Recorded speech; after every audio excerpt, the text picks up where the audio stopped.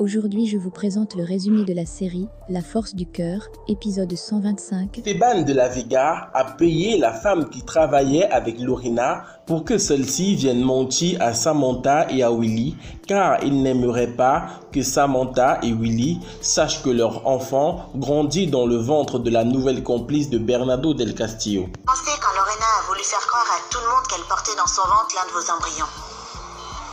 Elle est partie à Playa del Carmen quand elle a appris qu'une femme enceinte là-bas voulait donner son bébé en adoption à la naissance. Elle a bien essayé de mentir jusqu'à la fin. Quoi? Alors qu'est-ce qui s'est passé avec tous nos embryons? Ils ont tous été jetés. Comment? Ils n'ont pas servi? Non. Écoutez madame, je crois que vous êtes cinglée. Comment avez-vous pu être complice d'une telle chose? Lorena et moi étions vraiment très proches. Et elle allait vraiment mal. Et elle était si amoureuse de vous. Moi j'ai décidé de l'aider. Mais c'était quoi son objectif? Elle s'est mis dans la tête qu'avec un bébé, vous l'aimeriez enfin. Elle s'est illusionnée. Vous avez fait preuve d'une telle gentillesse à son égard quand vous avez cru qu'elle était Pourquoi enceinte. vous venez nous raconter tout ça maintenant? Pour que l'on ne vous dénonce pas? Si vous me dénoncez, eh bien je nierai tout. Je voulais simplement que vous ayez l'esprit tranquille et que vous sachiez toute la vérité. Fabiola Ferrara, qui était au centre commercial en train de faire des achats avec Miguel Valdez, s'est fait enlever par les hommes de Verdugo. Mais Miguel Valdez s'est mis à la chercher partout et a suivi les hommes qui étaient en train de la kidnapper.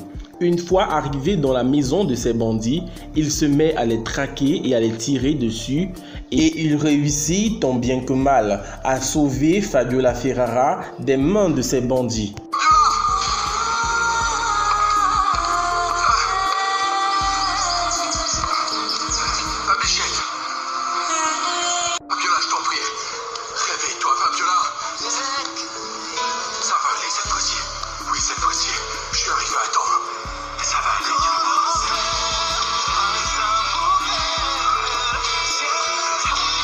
Juan Marcos, en apprenant qu'on avait kidnappé sa petite sœur, décide donc de revenir dans sa maison. Une fois là-bas, il retrouve donc Fabiola Ferrara et il essaie tant bien que mal de mettre en confiance sa petite sœur. Puis, il s'en va voir Angela pour causer avec celle-ci, car depuis qu'il est parti, celle-ci est désormais très jalouse. Je vais rentrer pour toi.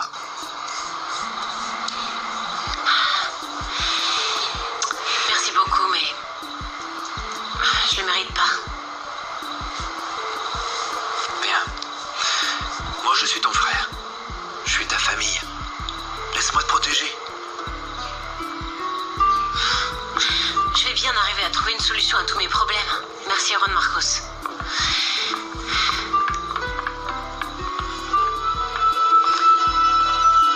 Écoute, pardonne-moi.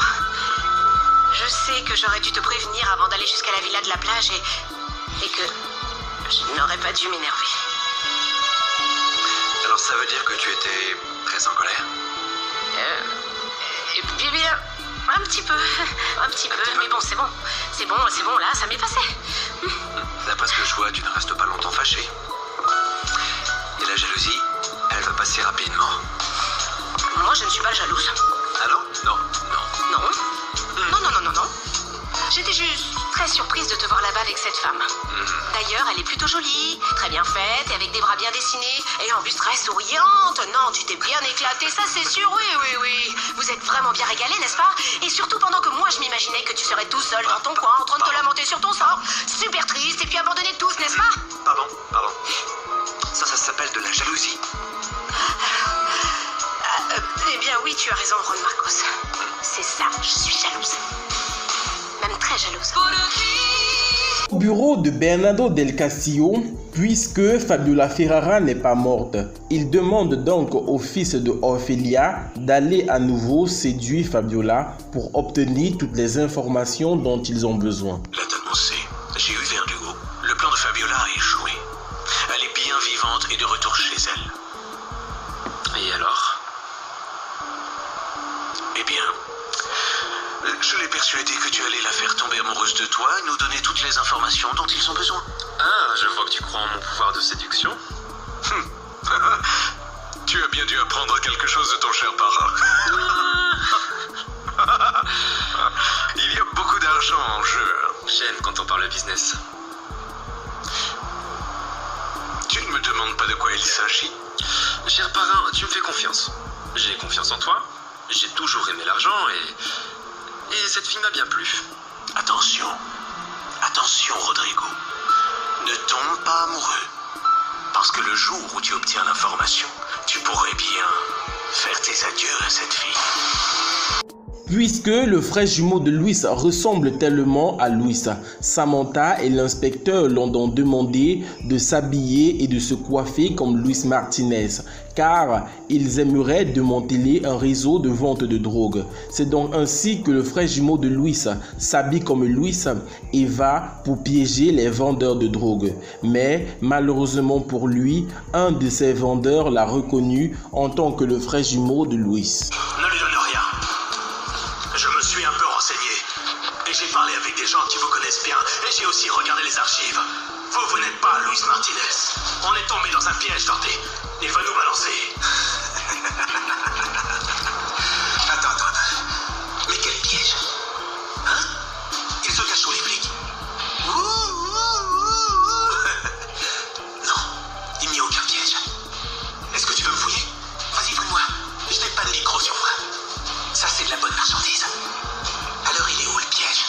De quoi est-ce qu'il parle, ce type, hein, Dante? Dans la maison de Juan Marcos, pendant que Fabiola Ferrara est en train de parler avec Miguel Valdez, le fils de Orfelia vient donc pour continuer à séduire Fabiola comme lui a demandé Bernardo del Castillo. Tu fais en dehors de ton lit, tu dois retourner t'allonger immédiatement. Avec toi? Ne fais pas trop le petit malin. Tu pourras le regretter, Je veux te parler à propos de l'armée. mais il n'y a rien à ajouter. J'ai pris ma décision. Fabiola, quelqu'un pour toi. C'est lui le garçon super mignon. Et en plus de ça, il arrive avec des fleurs. Tout était prévu, non? Bonsoir à tous. Bonsoir. Bonsoir, monsieur. Je vois. Des chocolats, des fleurs. Qu'est-ce que tu es original, hein? Eh bien moi, personne ne m'avait jamais offert de fleurs. Mickey. Et on dirait. C'est mignon. Mickey, on est venu te chercher, il faut pas la faire attendre. Vous avez toujours l'air si affolé. Vous devez avoir peur que votre mari vous surprenne. J'imagine qu'à n'importe quel moment, lui, il va commencer à lui lire un poème qu'il a trouvé sur Internet hier. Et vous deux, là, montez donc dans bien.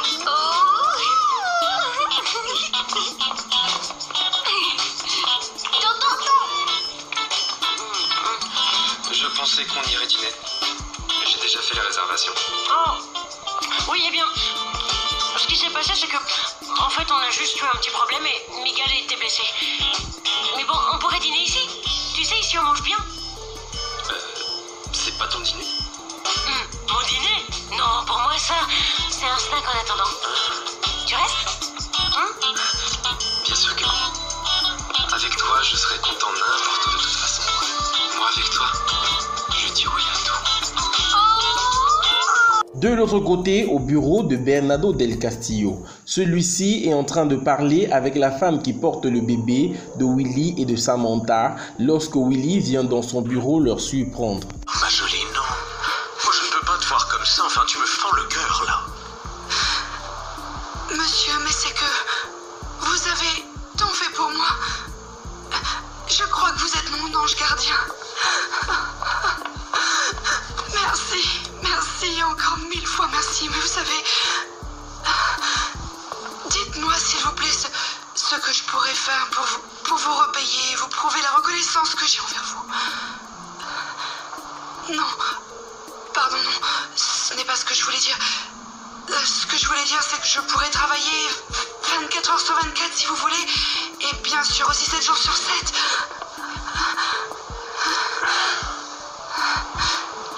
Clara, est-ce que tu voudrais bien m'épouser? Laisse-moi devenir ton mari et aussi le père de cette petite fille que tu attends.